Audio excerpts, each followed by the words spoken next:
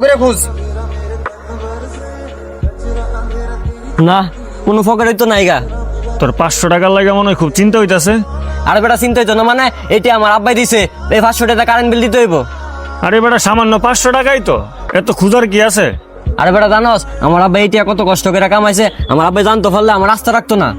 নিজের বাপের কামাইয়ের 500 টাকা হারাইছে দেখে এত চিল্লাচিল্লি করতেছস, আর ওই লোকে যে 30,000 টাকা বাড়াইছে তোদের কাছে, ওই লোকের কেমন লাগতেছে চিন্তা করে দেখ।